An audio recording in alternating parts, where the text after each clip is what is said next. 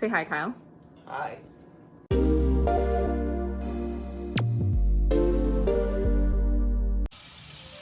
Good evening. I'm here bringing you along with us on our little meal prep adventure. And so really our goal is to set up at least the majority of our dinners and even lunches for the full week so that, you know, during the week our focus is our priorities and less of that focus has to be actually planning a meal, cooking a meal, and all that sort of stuff. So we're essentially putting together all of our deconstructed meals. So we'll show you what we're doing for that. Hey Kyle, what you doing? Washing potatoes and cutting holes in them so they can cook through all the way. How many potatoes? I don't know, we guess we need to decide that. I mean, what's the goal? I mean, we're gonna try meal prep for the whole week, so how many potatoes do you want to make? That's a good question. We gotta figure that out. I don't know. All right, friends. While Kyle is prepping the potatoes to go into the Instant Pot, I'm going to cut up some lettuce, which I know seems really tedious that I'm just chopping up lettuce just to be put right back into a different container. However, I think that a lot of us can at least appreciate the fact that it's a lot easier to eat healthy if it's prepped and all you have to do is put it in a bowl, right?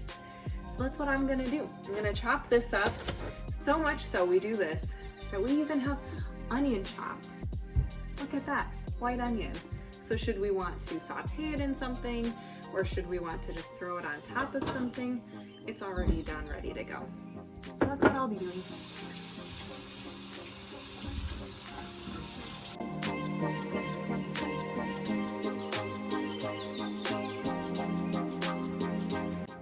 So I personally really like romaine lettuce, but you could do this with whatever sort of greens you like. I would also do it with spinach, kale. Kale you want to rub, so maybe you wouldn't do it with kale. I guess I wouldn't know personally. Romaine's just always been my jam, so that's what I'm prepping right now.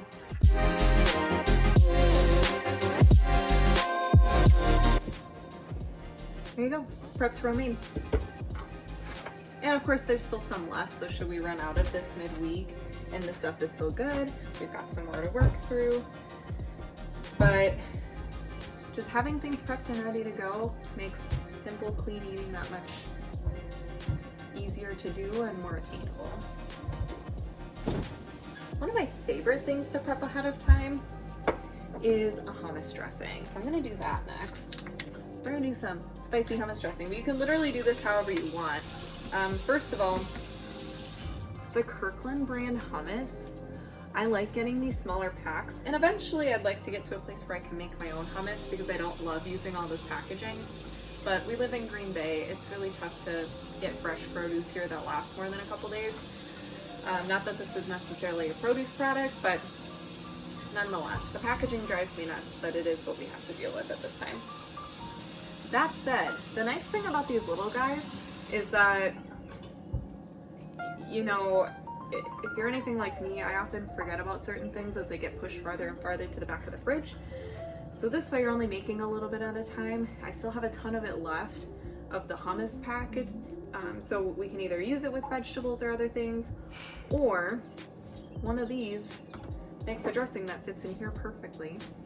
And it lasts us at least a few days. And it's pretty quick to make too, so should we run out by, you know, Tuesday or Wednesday, we can just whip up another one really fast.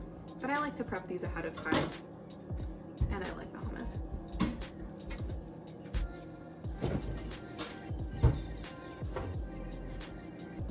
So, Kyle requested spicy hummus.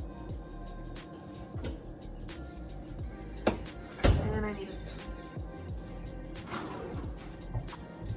I'll be honest, I have no idea why we have this baby whisk, but it works perfect in this situation. So if y'all know what this is actually supposed to be used for, comment down below. But I use it for this specific purpose, but you could use a fork too, that's totally fine. So I'm gonna use this entire container of hummus for this dressing. Probably makes like, I don't know, 4 to 6 servings, depending on how much you love it.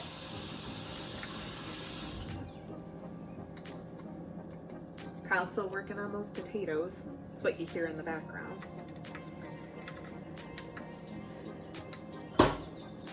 So I'm gonna get as much out of here as possible because it's delicious. Side note, whoever came up with the idea of white counters was clearly sleep deprived or something, because I don't know why they thought this was a good idea, but this is what we get for renting. And I'm not mad about that. I have 9 potatoes. What do you think? Oh, that's good. I think that's good. All of the hummus from this itty bitty little container goes in there. Unless you're like me and leave half of it out.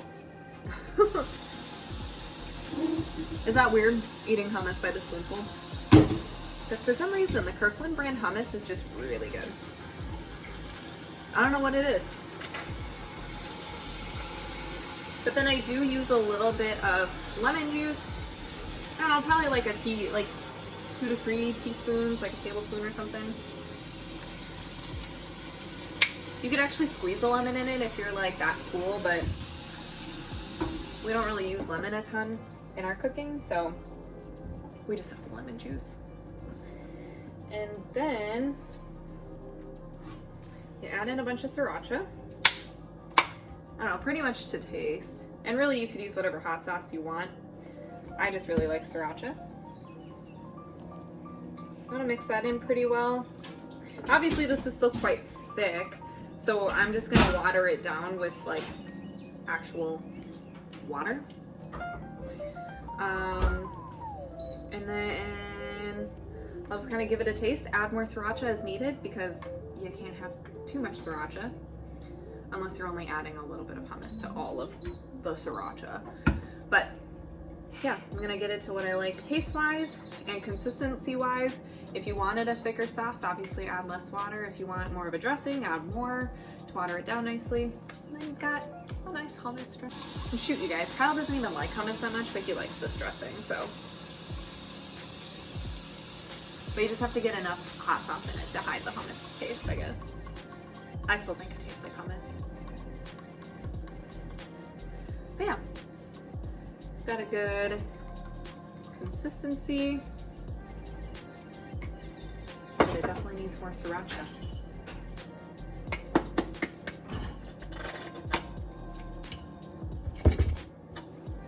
That should be good. Ooh, that might be too good, but we'll see.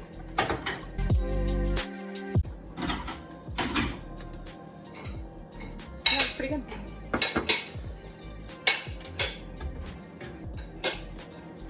And then that's pretty much ready to go. Oh boy. Just bit down on a bit of sriracha. Oh boy, you guys. Okay. So now I've got this hummus. The nice thing is you can just kind of follow the guidelines on how long it lasts based on the hummus and how long the hummus itself lasts. Because, you know, sriracha lasts a long time, and I'm pretty sure that lemon juice lasts at least a year. So yeah, just go based on the expiration date on the hummus dressing. But if you like it as much as I do, it's not gonna last nearly as long as that date. So you really don't have to worry about it. I guess just to give you another close up at our fridge, let me get situated here. Say hi, Kyle. Hi. So, we're not all vegan in this household, but that's okay. I still love the guy.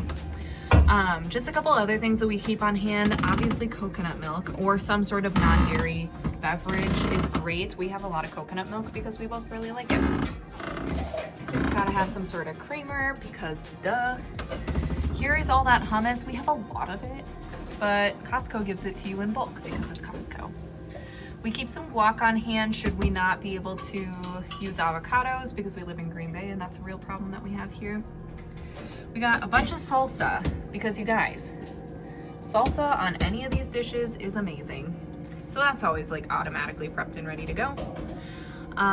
We'll find like easy meals last minute, not Cooper's food, but easy meals like vegetable soup and that sort of thing too. We also have coconut yogurt. We really like that for smoothies or other breakfasts. There's this plant-based queso. That sounds pretty good. And you gotta try the bitchin' sauce. That stuff's awesome. But yeah, just a lot of like kind of staple items that we use quite regularly. Apparently Kyle really likes fours. And then we've got a few veggies in here. Obviously we need to like stock it up a little bit. But nonetheless, we really pride ourselves on easy and efficient meals. In here, oh, R2D2, how cute. We got all our potatoes. We get those at Costco because it's like $6 for 5 pounds of potatoes. We've got avocados that are ripening, as well as some nanners. Got my rolled oats, and just your typical pantry items. Nutritional yeast is your friend. It's good. It's kind of like cheesy flavored. I don't really know how to explain that one. But yeah, that's just some of the other stuff that we have on hand. One of our staples is black beans. We always get the reduced sodium stuff because we don't like all the junk in it. But yeah, ooh, forgive me. White counter problems, guys. But yeah, we'll just literally take black beans, drain them, rinse them, and put them in a bowl, which seems like not necessary because they're really simple to prep. However, Kyle and I can attest to this. It's really easy not to eat the healthy meals if things aren't as easily accessible.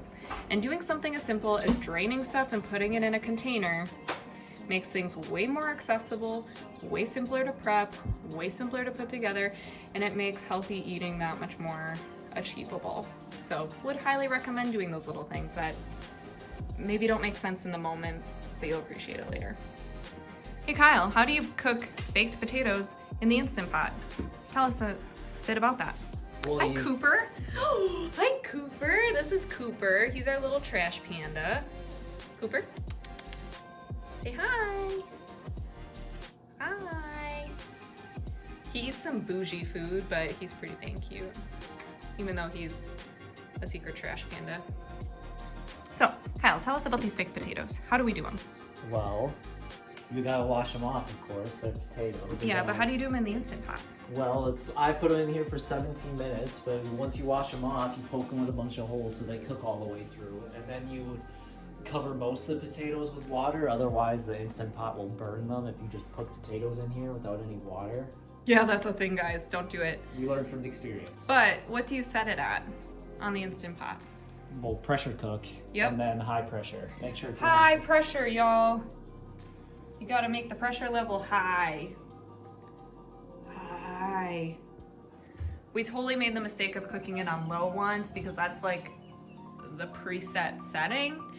And 20 minutes into that adventure and they hardly had cooked. It was still like crunching into a potato. So would recommend cooking them on high or cooking them for 45 minutes, which totally defeats the purpose of the Instant Pot. In case you guys are wondering, there's 2 majestic boys that live here with us. This is Lewis. He's the OG cat. Isn't that right? We adopted him 5 years ago last month. He's a sassy boy. Isn't that right, Lewis? Yeah. You wanna say hi? Oh, there's my foot. Oh, you wanna say hi to Mom? Oh, yes. Oh, yes. Oh, yes, yes, yes, yes, yes. He's kind of skittish. But once he warms up to a person, he's quite a happy boy. Oh, are you trying to... He does like to get cords, though, so he's definitely trying to attack my cords.